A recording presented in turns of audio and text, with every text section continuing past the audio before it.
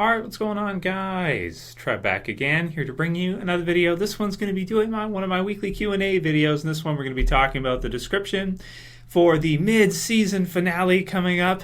It's called Start to Finish.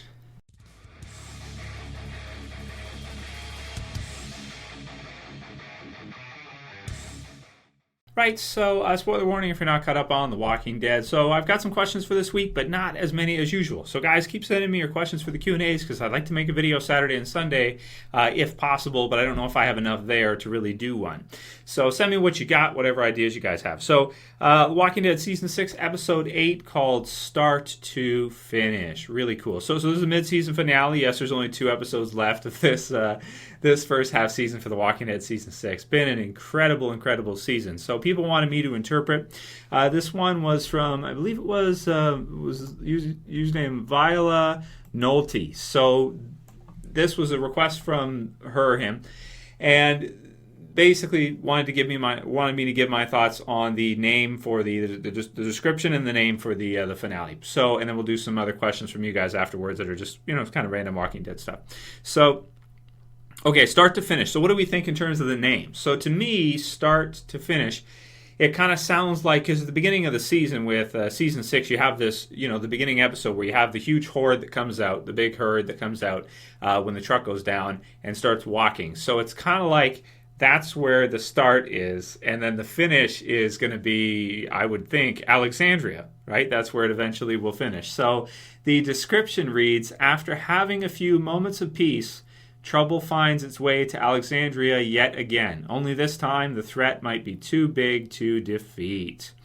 So this should be exciting as hell. So what I'm thinking is, the herd that is already there at Alexandria is probably the one section of it. The other section was brought out by Sasha and Daryl. But we know they've recently got into a gunfight, and there's been a whole bunch of stuff going on in and around there.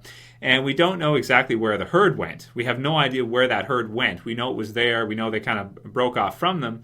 But we don't know where it went afterwards. We don't know if it kept moving away from Alexandria or due to something. Maybe if it turned around and will come back or something of the sort. So that to me is what it sounds like. And also, of course, the big question will be, will we see the wolves anymore? And what are they going to do with our surviving alpha wolf at this point? Since he seems to be like the only one left. I personally didn't think we were done with the wolves, and I thought we were going to see more. But the fact that they're bringing in the saviors now kind of makes it seem like we're probably done with them. So maybe they're just, again, throwing us through some kind of loop, and we'll kind of bring them back. I think that'd be interesting, and have another section of the wolves come back in.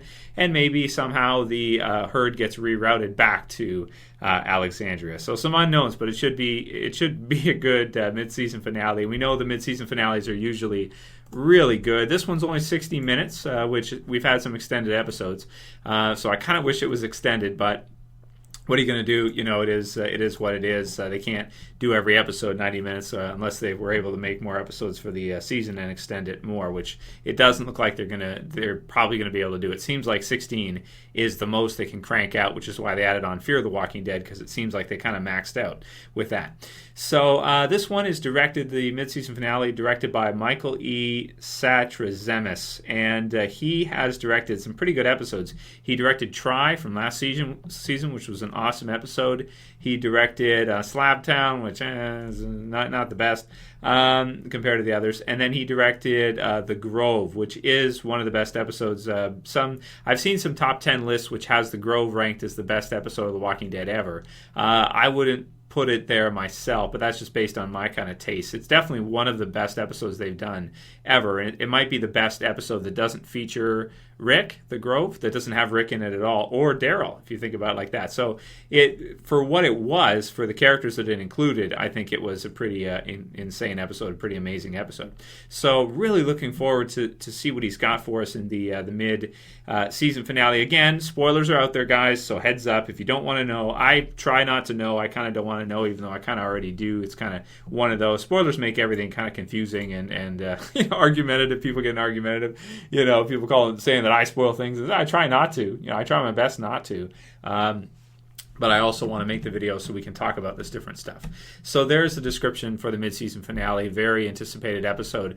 And then we're going to have to wait. We're going to have to wait until February when the show returns. But it'll give us a chance to kind of watch the first half over again. Episode 9 is going to return February 14th, it looks like. So, yeah, but of course, as usual, guys, we'll continue to make videos throughout the break, and we'll continue to talk about different Walking Dead topics. So there's that. Next question was from somebody. I forgot to write down the name. I had it, and then it kind of disappeared from the comment section on YouTube. Is kind of weird sometimes. Sometimes it like glitches and stuff, and there's stuff that goes missing. The question was, have I seen the trailer for 999? And that's a movie. You guys can actually look it up yourselves, too. You can search in the YouTube engine for 999. I suggest you check it out. It's got Norman Reedus in it. It's got the actor who played Jesse Pinkman, Aaron Paul from Breaking Bad, which is awesome. And you've got like Woody Harrelson, and you've got a whole bunch of other people. Casey Affleck, Ben Affleck's brother, he's been in a good number of movies as well too. And there's others in it as well. It looks like a really good movie. It looks like kind of crime movie. It looks like Norman Reedus is playing, Daryl's going to be a bad guy. He's got his hair slicked back and stuff. And he's going to be some kind of bank robber or something, it looks like. So it looks really, really good. There's an R-rated red band trailer you guys can check out. So check that out if you haven't seen the trailer for 999. I think it looks really, really good, and I'll be excited to watch it. Don't know if I'll review it, but I'll definitely check it out because it, of course, features Norman Reedus. And I also kind of want to see him play a bad guy role. I'm so used to seeing him play Daryl in The Walking Dead, and I haven't really seen him play a villain. I can't, maybe never, because I haven't seen a lot of his earlier stuff aside from Boondock Saints, of course, which I've seen. Yeah, which is good. But is he a villain in that? Well, not he's the protagonist, I guess. Not really, kind of like an anti-hero, I guess. Well, I don't know. Next one is from Martin Eagles, and he says, "Hey, Trev, do you think that Daryl may still be the TV version of Dwight? You did a video on this topic last year.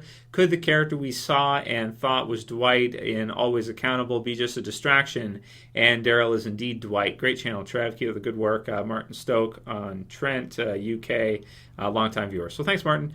I don't think so. To me, it seems pretty set in stone that this new character or this new actor is Dwight. But you never know with them. They can always kind of give us a twist, that kind of thing, get us thinking one way and then go another way.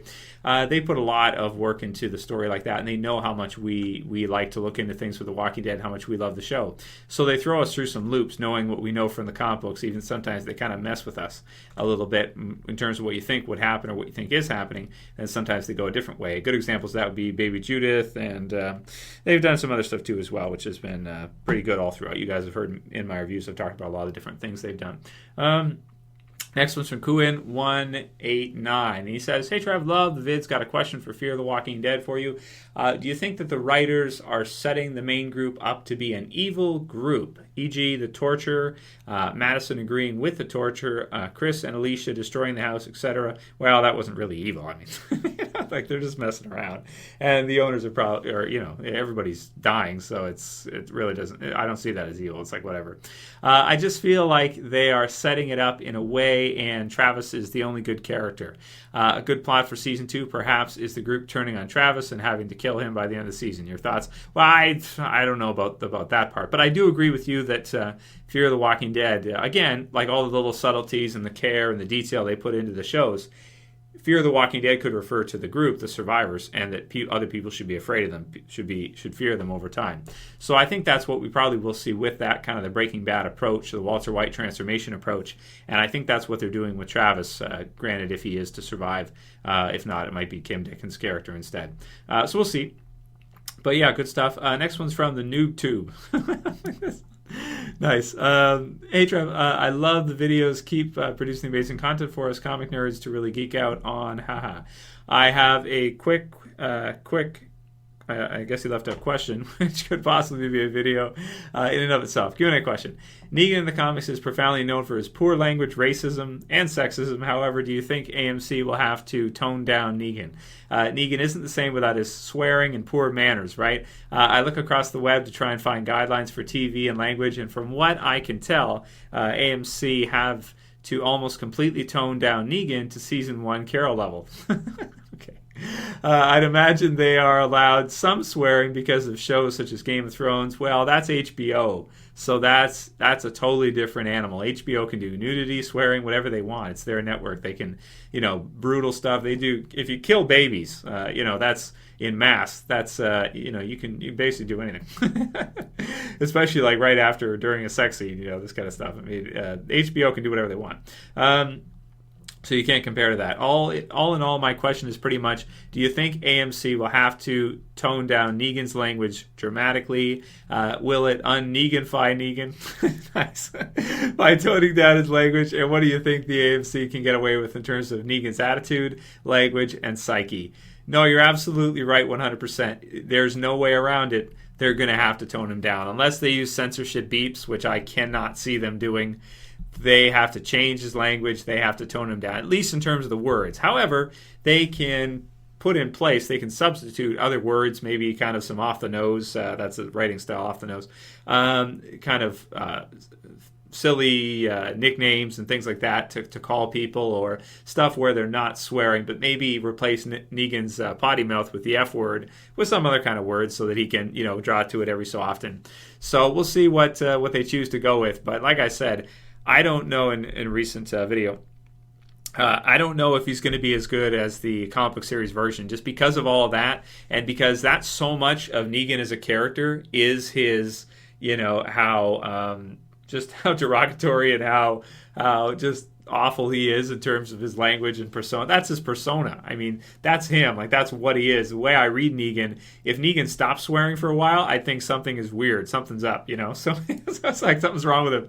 He's either full of shit, he's trying to be nice, or he's going to backstab you or something. Like, that's who he is. That's his personality. So, yeah, man, that's about all I can really say about that one. They won't have a choice, but Jeffrey Dean Morgan should be able to do a good job of showing his ferocity, as we've seen from the leaked clip, even though it doesn't show that much. But that's the take I get on it, is that he's going to still have that vicious ferocity, craziness, and he's an amazing actor, so he can sell it. He's got so much experience and everything. I think he's going to be able to sell it and do a great job. But without the actual language in that, it's going to be difficult. But I think he can do it. He'll still be an awesome version of Negan, even though he's not allowed to swear and everything. Yeah. So we'll do one more. This one's from 89 Boy, and he says, "Hey Trev, greetings from Jamaica. I am a big fan of what you do. What do you think is the right age to start watching The Walking Dead? And do you think Abe will use the RPG to chase away the zombies? Maybe draw them out, not chase. I don't think zombies don't run even from rockets. So zombies don't see an RPG and run away. No, but he can draw them in, and then maybe kind of they can leave and take them out, and then we'll see what happens afterwards." But yeah, I do think we'll see something like that. For your first part, what do I think is the right age to start watching the Walking Dead? Right age, I'd say maybe like 15, 16 would probably be okay. Maybe under that you might have. Well, I heard something in the news that somebody marathoned The Walking Dead and like killed their friend or something. I heard it. Like, I think Jess told me that. I was like, what? They did what? It's in the news. You guys know how it is. So of course it's like you're gonna blame The Walking Dead because they're a psycho and they killed their. I don't think they were that young, but still. It's like, okay, so what extent should it, should you? I think people can separate, fiction and reality. But if you can't, if you're mentally unstable, then The Walking Dead is not necessarily a good show for you. Or if you're under the age of maybe like 14, it could be, you could be more violent or something. I don't know. So I don't know. There's studies on that, but they're argued all the time in development and what kids should be exposed to and all that. So you can look into some of those if you're like 89 Boy. But I'd say probably about that. Definitely if you're over 18, it should be fine. But there's horror movies that are way worse than The Walking Dead. At least The Walking Dead has that kind of realistic feel to it, even though it's in a zombie apocalypse. A lot of silly movies and stuff don't necessarily. So yeah. So let me know what you guys think about all those different questions. Let me know what you think about the mid-season finale. I absolutely can't wait to see it. Really excited. And of course, for this weekend, excited too. Keep sending me your guys' questions. That's all I got for you guys for today. If you like the video, please thumb it up below. If you want to help support the channel, you can share, you can favorite. And if you're new and you want to subscribe, go ahead and subscribe at the bottom left. That's it for today's. I may see you guys again tomorrow. As always, it's Trev. I'm saying peace.